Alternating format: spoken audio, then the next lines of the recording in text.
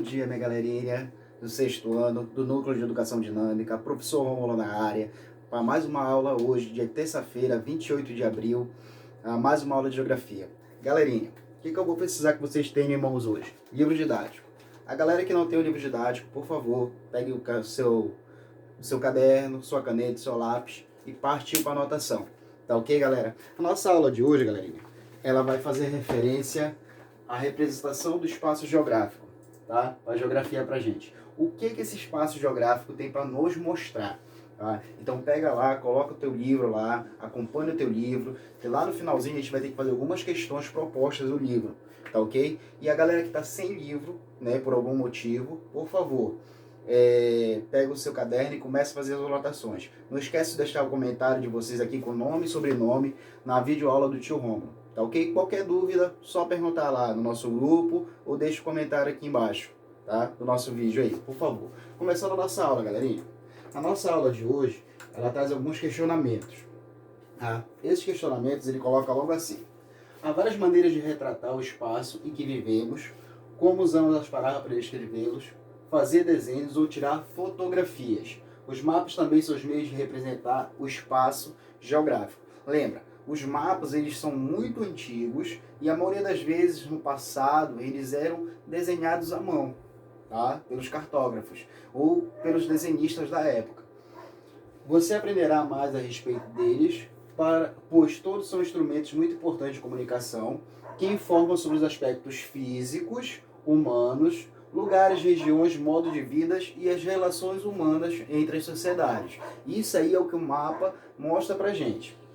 Observe o artista pintando o quadro na imagem acima. Como é possível representar uma paisagem tão grande em uma tela? Tá? Ele está pintando ali, se vocês observarem. Olha o artista aqui. Tá? Ele fazendo uma representação do espaço que ele está vendo.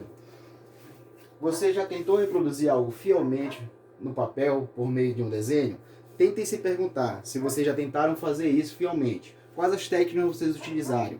Lá na professora de artes, ela deve mostrar algumas técnicas para vocês na aula de arte. Então vocês vão aprendendo também isso na aula de arte. Aqui na geografia a gente vai ver como os mapas vão ser criados. Tá ok, galerinha? Bora lá para nossa aula. Aqui a gente coloca: conhecendo os mapas. Há diversos tipos de mapas, de alguns deles representam toda a superfície terrestre. São chamados mapa mundi, tá? Que ele coloca bem aqui pra gente aqui, ó, onde a setinha do meu cursor do mouse está passando, galera. Outros, por sua vez, representam somente uma porção dela, geralmente desenhados ou impressos em uma superfície plana. Olha ele colocando aqui, ó. Lembra, superfícies planas pra gente são superfícies retas, tá? Então, logo em seguida, aparecendo essas superfícies planas, é reta para vocês. É como se fosse a folha de papel, né, do caderno de vocês, tá ok? Continuando aí, galerinha. Presente no dia a dia de diferentes profissões, tais como engenheiros, geólogos, geógrafos, meteorologistas, economistas, os mapas permitem conhecer e avaliar o espaço e o conjunto de elementos que compõem. Tá? Então a gente tem uma profissão aparecendo aqui, ó, meteorologistas. Tá? Lembra, os meteorologistas são as pessoas que estão estudando, tá? Que estão vendo como é que vai estar o nosso dia a dia. Lembra que numa aula passada a gente deu uma estudada um pouquinho aí das condições de clima. Tá? Então os meteorologistas eles dão as condições de clima diários, né, semanais. Não é aquela galera que está fazendo a previsão do tempo no telejornal. Os meteorologistas eles são pessoas que estudam, que fazem a ciência do tempo. Tá ok? Continuando, galerinha. Os órgãos públicos fazem o uso de mapas, tá, para as mais diversas finalidades. Realizar obras de construção e de melhoria de saneamento básico, distribuir energia elétrica e executar as ações de planejamento urbano, entre outras. Serve ainda de importante instrumento para as Forças Armadas, onde são empregados tendo em vista estabelecer as estratégias de controle e defesa do território. São também muito úteis para turistas que os consultam para se localizarem e se orientarem. Olha o que eu tenho aqui de interessante para vocês aqui, para vocês terem uma ideia, né, da importância do uso do mapa. O mapa ele serve tanto hoje para as Forças Armadas, tá? Serve para as prefeituras, para os órgãos do governo, tá? Para saber como é que está o nosso espaço urbano, por isso que existem mapas de bairros, tá ok? Também, esses mapas, eles são de uso estratégicos, principalmente das Forças Armadas, tá? Um grande pensador da geografia diz que a geografia é a arte da guerra, tá ok? E também os nossos mapas, eles também são utilizados principalmente por turistas, aquelas pessoas que viajam, estão procurando lugares diferentes, né? As rotas de estrada, as rotas turísticas, as rotas oceânicas, né? As rotas de voos e algo parecido. Tá ok, galerinha? Sexto ano, prestando atenção, por favor, acompanha no livro aí a aula do tio Romo. Bora continuar, galera. Continuando a nossa aula. Origem e importância dos mapas. A necessidade de reproduzir em imagens os elementos do espaço geográfico teve início na pré-história. Nesse período, as primeiras representações gráficas mostravam áreas de atividades sociais e elementos da natureza. Algumas delas aparecem em inscrições rupestres, como essa que vocês estão vendo aqui do lado, bem antiga, tá? E escrita praticamente numa pedra, tá ok?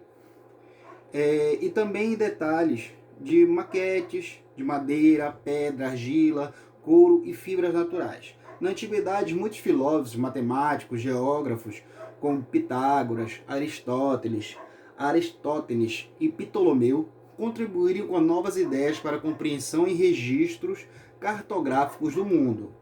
Então aqui a gente tem uma parte, né, do mapa do babilônico, conhecido como Jansu, tá? Feito de argila aí numa forma de pedra. Tá? Então a gente tem aí a importância da origem dos mapas, pessoal. Continuando, sexto ano, prestando atenção, por favor. Tá? Aqui a gente coloca algumas representações, tá? Para a gente entender um pouquinho aqui. Olha o que o tio Rômulo colocou bem aqui, ó. Ptolomeu, tá? Em 1608, tá? Antes de Cristo, por exemplo, em sua obra Geografia, apresentou cálculos de coordenadas e pontos fundamentais da cartografia. Ele publicou um dos primeiros mapas mundi, com a forma arredondada da Terra. Foi também o primeiro a adotar a latitude e longitude que a gente já estudou. Tá? Então a gente já tem aí que Ptolomeu já sabia praticamente o formato da nossa Terra, né, do planeta, e ele já colocava a Terra como uma esfera redonda. Tá? Para a localização de pontos sobre a superfície do planeta. Observe a obra desse astrônomo, tá, e cartógrafo. Perceba que ele inclui coordenadas geográficas dos lugares mais importantes para os antigos gregos, bem como os movimentos do ar de acordo com os conhecimentos alcançados de sua época. Olha o mapa do Ptolomeu aí. Tá? O mapa do Ptolomeu da época, ele já colocava a Terra, né, formado de mapa mundi, né, para sua época aí. Passando, galerinha, indo para cá. A carta de Delcantino é uma das mais antigas cartas geográficas e retratadas das rotas marítimas portuguesas, e também um dos primeiros mapas a reproduzir uma pequena parte das terras que atualmente pertencem ao Brasil, com alguns elementos que representam que essa imaginava existir nas terras. Aqui, se vocês observarem no mapa, olha, vocês vão observar aqui, ó, que eu tenho aqui, ó, a existência já de alguns continentes aparecendo, ó. Com certeza aqui deve ser o Brasil, aqui deve ser o continente africano, tá? E outros continentes já que ele retratava. Tá? Carta, que ele coloca aqui, representação da superfície da Terra, que possibilita avaliar a precisão da distância, direções e a localização geográfica de pontos. Isso é o significado de carta pra gente. Tá ok, sexto ano? Bora lá. Aqui na frente ele coloca mapas na atualidade. Tá? Os mapas na atualidade, pessoal, eu coloquei aqui para vocês entenderem como é que eles são feitos, esses mapas na atualidade, para que eles servem. Tá? Claro que hoje, na atualidade, os mapas eles não são praticamente feitos à mão. Dificilmente vocês conseguem ver alguém que desenhe um mapa na mão. Existem pessoas com várias técnicas que conseguem fazer isso, mas hoje existe uma modernidade que a gente chama, que são imagens via satélite. Tá? Então essas imagens são capturadas, sobre o planeta todinho, sobre nossos continentes, e depois elas geram através de mapas, tá ok? Bora lá pra gente ter um pouquinho aqui. Durante muito tempo, que ele coloca aí, os mapas foram desenhados à mão. Por isso, além de documentos, eram verdadeiras obras de arte. No século XX, entretanto, as técnicas para a produção de mapas se desenvolveram muito rapidamente. Isso foi possível, em grande parte, graças ao uso de aviões, satélites, que permitiram um mapeamento mais detalhado de todo o planeta. Tá?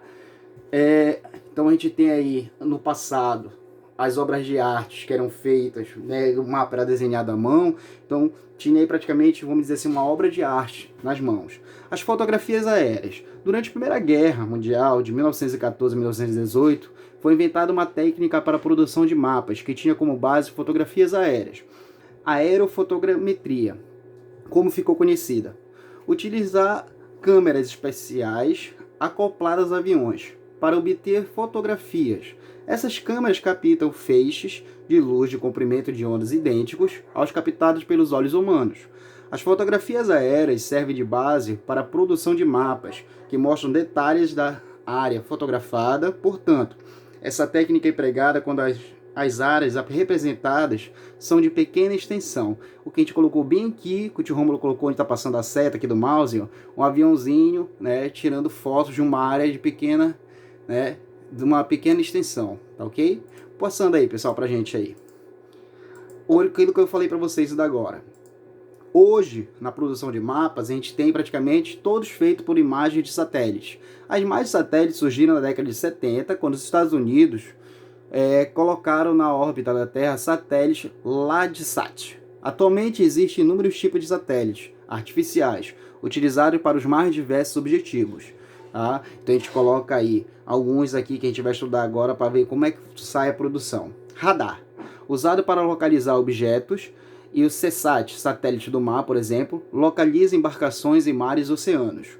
Comunicações, permite que sejam enviadas imagens de todos os locais da Terra para diversos tipos de aparelhos, como televisão, GPS, celulares e computadores. Então, olha o que a gente tem aqui. Esse tipo de satélite aqui é o que traz a localização do nosso GPS no nosso celular, as transmissões para nossas televisões, para nossos celulares e computadores.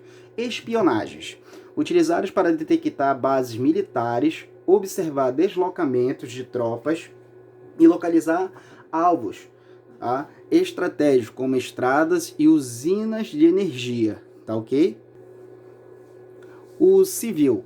Os satélites de uso civil são de fundamental importância, pois enviam imagens que são utilizadas pelo Serviço de Meteorologia e por profissionais da área de ambiente, turismo, agricultura, pesca e muitos outros. Observe ao lado a imagem do satélite do município de Nízia Floresta, estado do Rio Grande do Norte. Por meio de suas cores é possível identificar diferentes elementos, como as áreas urbanas em tons rosa, ou o acre, né, que são áreas de vegetação nativas em verde mais escuro. Então a gente já tem aqui algumas áreas, ó, área urbana, agricultura, tá? Mata nativa, nuvem, oceano e frio. Então a gente, como eu vinha falando para vocês, o uso do satélite, da imagem de satélite, tá? Ele é muito mais moderno hoje. Então os mapas, eles deixaram de ser desenhados, galerinha, tá ok? Então bora para cá agora. Elementos cartográficos. O que a gente vai entender como elementos cartográficos?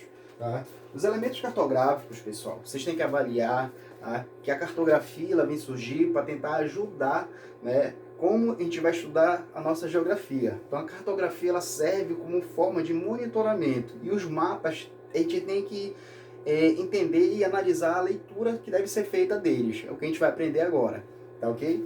Bem que eu coloquei elementos cartográficos. Os mapas são compostos por elementos como linhas, cores, símbolos, tá ok? Isso a gente chama de legenda.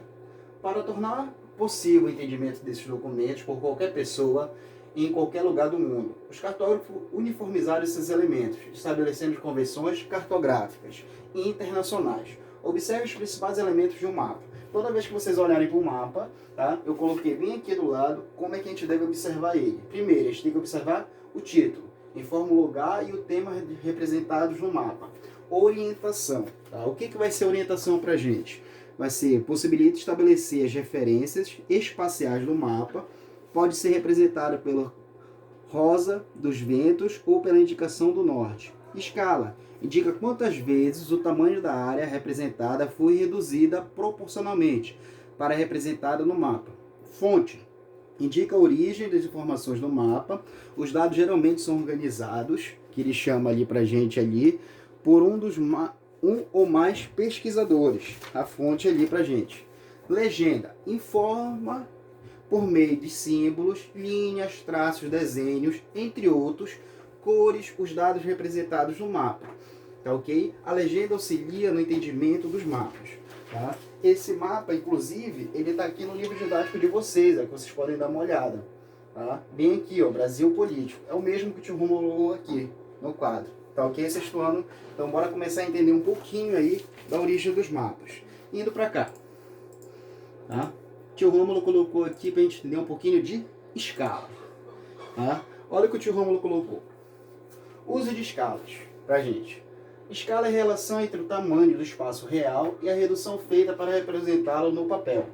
Ela pode ser numérica ou gráfica. Então a gente tem dois tipos de escala: numérica ou gráfica. Tá ok? Nunca esquece disso. Escala numérica ou gráfica. Escala numérica. A escala numérica, como o próprio nome indica, é representada por números.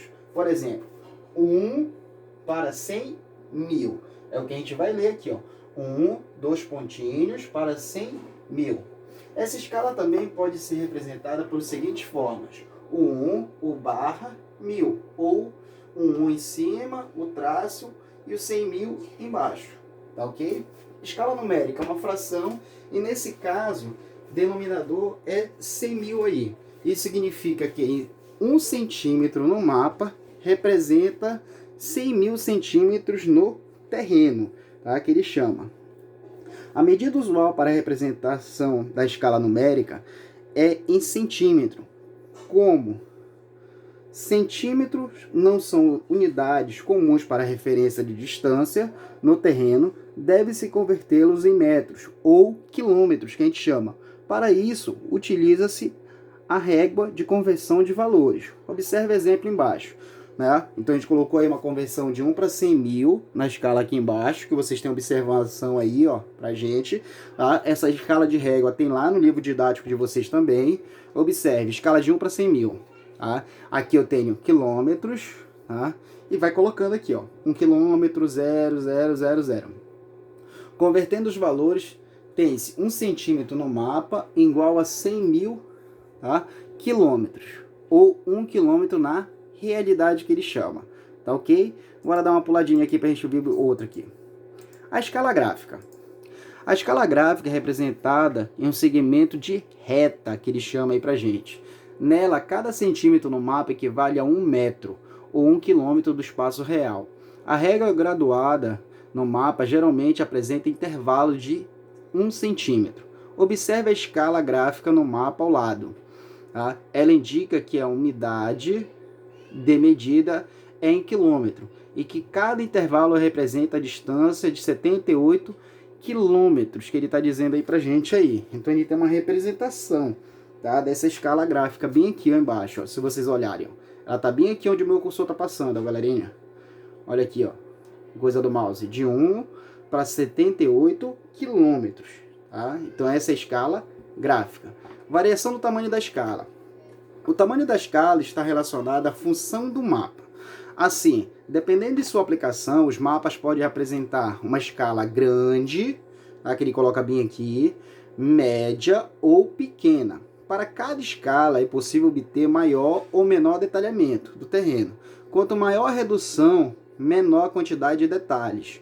O detalhamento indica quantas vezes o espaço real precisou ser reduzido para ser representado. Então a gente tem dois tipos de escala e o tamanho: grande, médio ou pequeno. Tá ok, sexto ano? Continuando pra gente aí.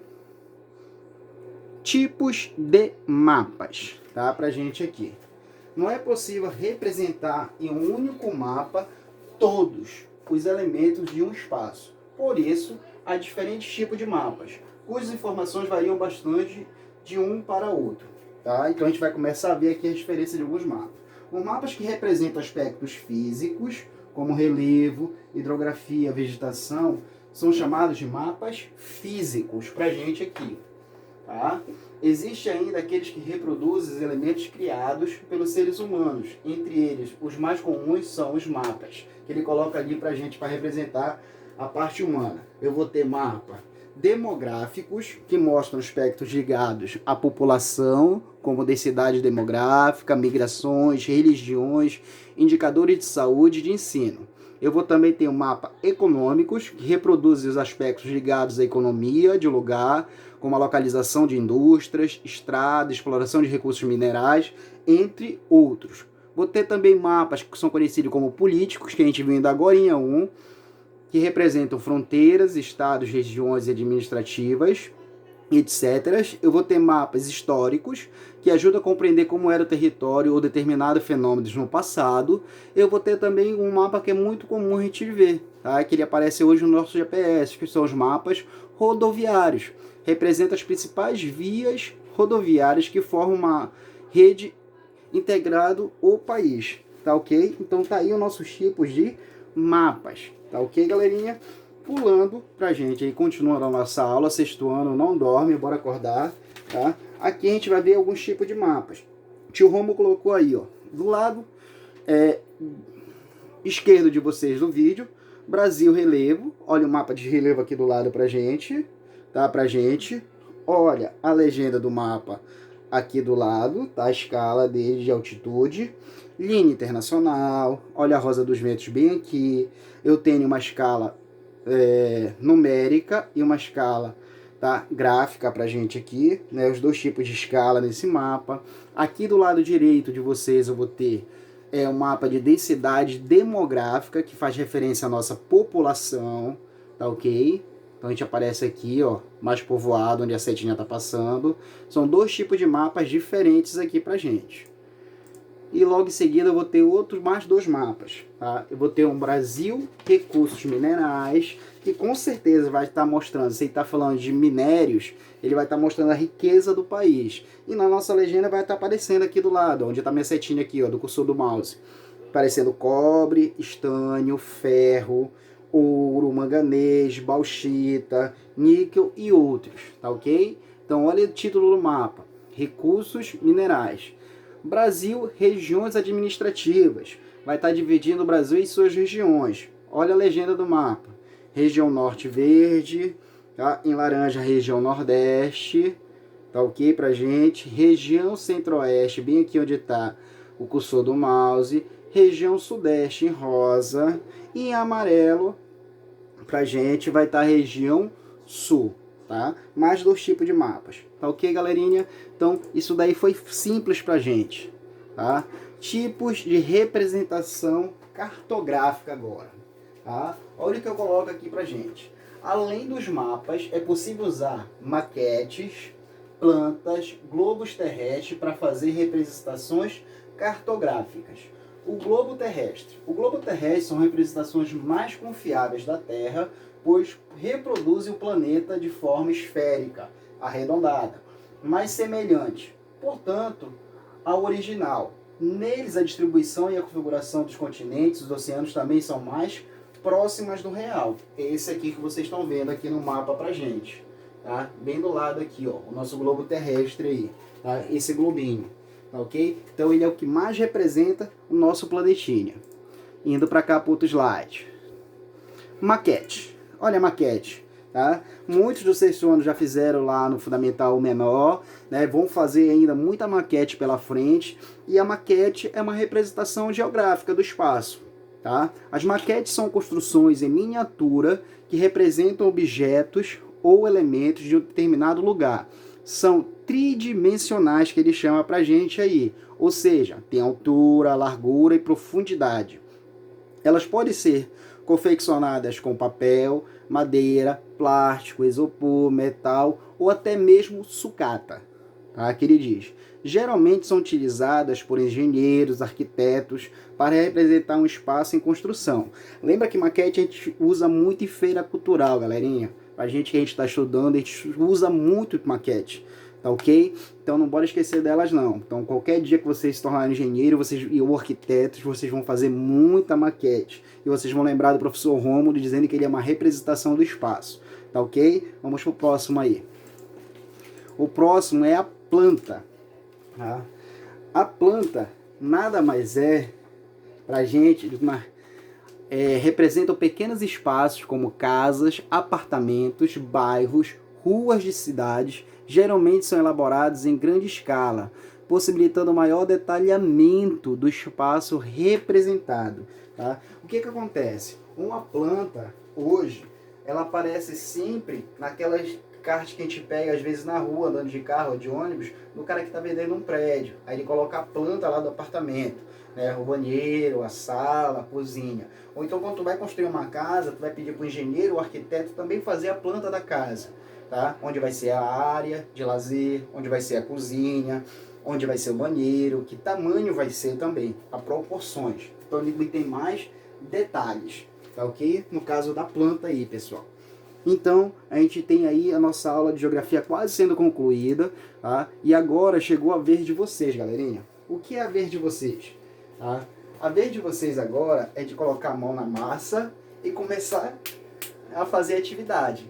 Nossa, tá? Vocês vão lá para o nosso capítulo que a gente acabou de mostrar, que é o capítulo 4, páginas do livro aqui, ó, pra gente como sugestão, 50, 58, 62, 63 e 64. Lembra que o tio Rômulo vai cobrar.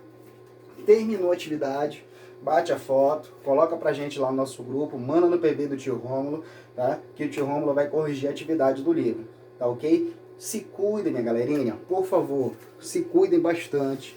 Aproveite esse período que vocês estão de isolamento social, cuidem da família de vocês, se cuidem como pessoas, tá? Conversem com os pais, tá? O tio Rômulo tá morto de saudade de todo mundo. Espero que todos estejam bem, tá ok? Sigam o tio Rômulo, deixe o comentário de vocês aí no vídeo do tio Rômulo, com nome e sobrenome, tá? Qualquer dúvida, perguntem lá, tá? Coraçãozinho para as meninas e um grande abraço para os meninos. Beijo, galerinha do sexto ano. Até a próxima aula, ok?